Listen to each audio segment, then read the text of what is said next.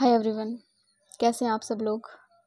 I hope आप सब अच्छे होंगे, स्वस्थ होंगे, मस्त होंगे और सही से पढ़ाई कर रहे होंगे। आज हमारा टॉपिक होने वाला है फाइलम पोरीफेरा। पोरीफेरंस के बारे में, जो एनिमल्स हैं उनके बारे में हम डिस्कस करने वाले हैं। क्या उनके पास मेन फीचर्स होते हैं, किस तरीके से वो क्या कुछ खाते हैं, किस तरीके से प्रेजेंट होते हैं, कहाँ प्रेजेंट होते हैं, तो ये सब हम देखने वाले हैं।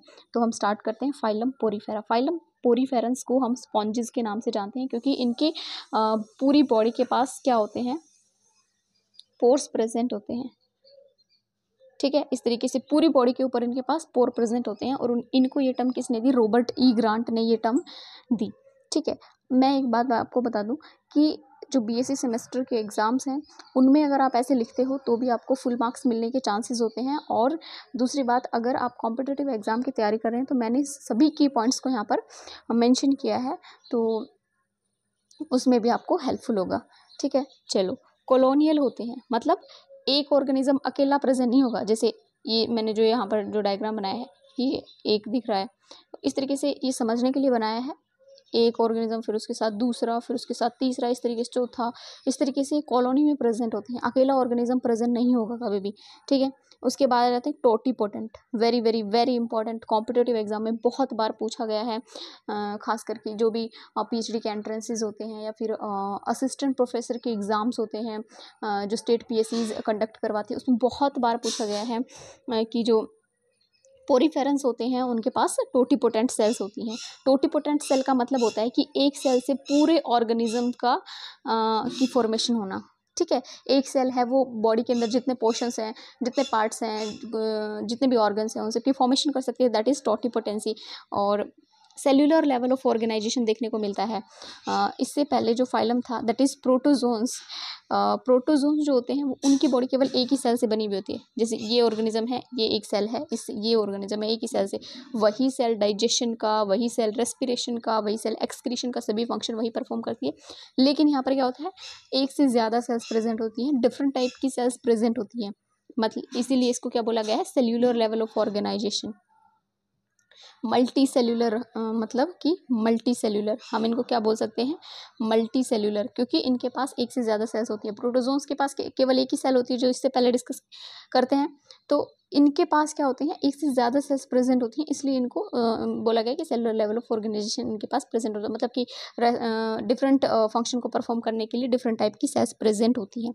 ठीक है, गॉनेट्स एब्सेंट होते हैं। क्लियर। उसके बाद digestion is intra cellular occur by endophagy. Endophagy के थ्रू, जैसे कि सेल है तो इस तरीके से अंदर एंडोफेगी एनगल्फ कर लेती हैं फूड मटेरियल को सेल्स।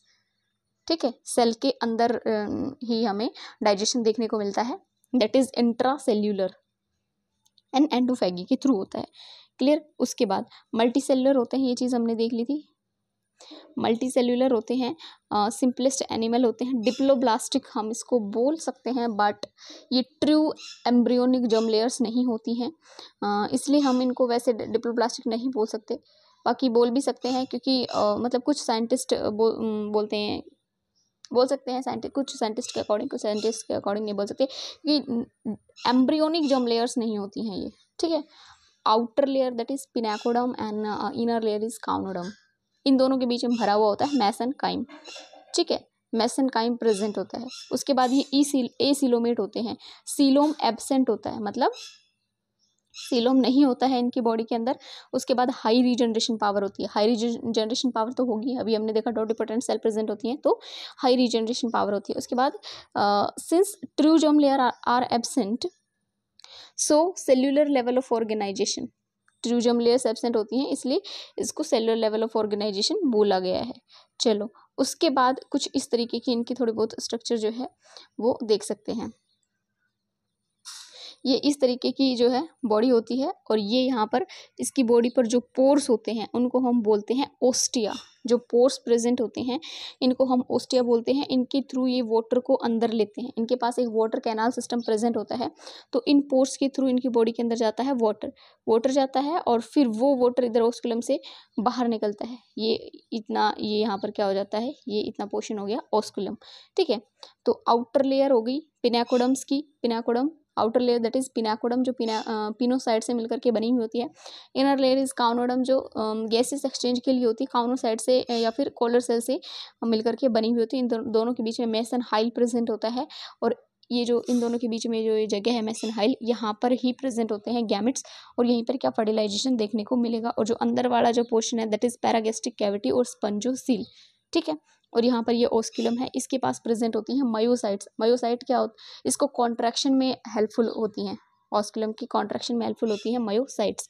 उसके बाद आर्क्योसाइट, इसके पास जो अभी हमने बोला था ना कि टोटिपोटेंट सेल इनके पास प्रेजेंट होती है, वो टोटिपोटेंट सेल कौन सी हो जाती हैं, आर्क्योसाइट प्रेजेंट होती है जो मेसेनहाइल के अंदर प्रेजेंट होती है। ओस्कुलम के पास मायोसाइट्स प्रेजेंट होती हैं, इनके पास एक्विफेरस सिस्टम प्रेजेंट होता है that is voter canal system. वो सक्सेसिव वीडियोज़ के अंदर जो नेक्स्ट वीडियोज़ आएंगे उसके अंदर हम देखने वाले हैं वाटर कैनाल सिस्टम को, ठीक है।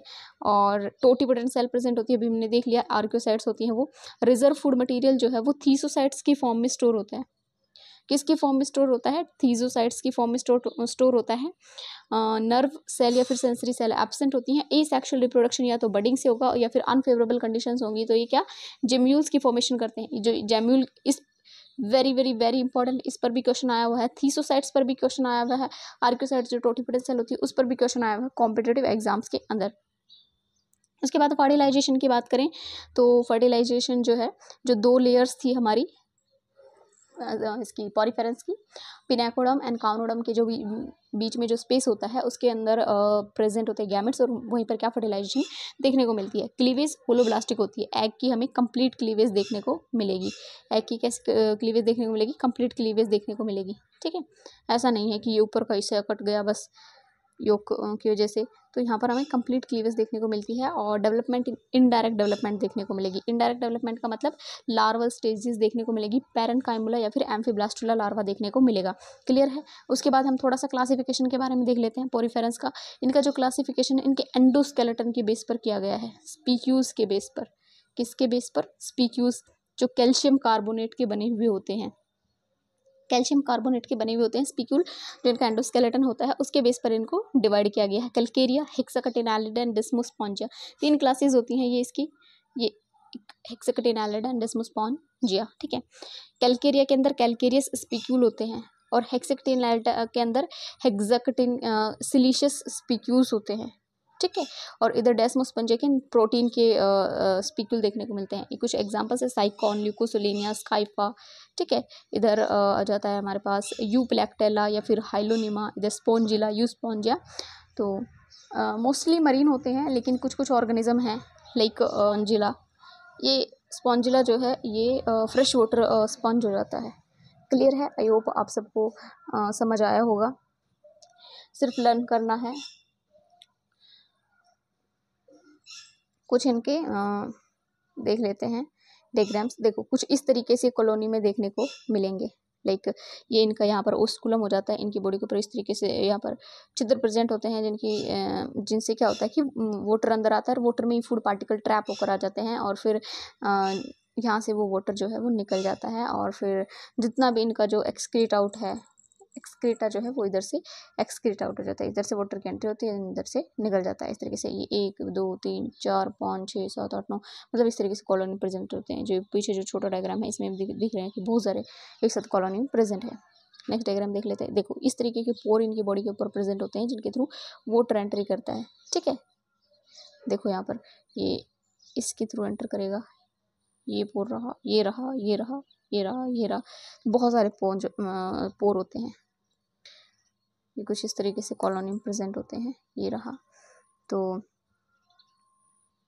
ये थे हमारे पोरीफेरेंस। Thank you.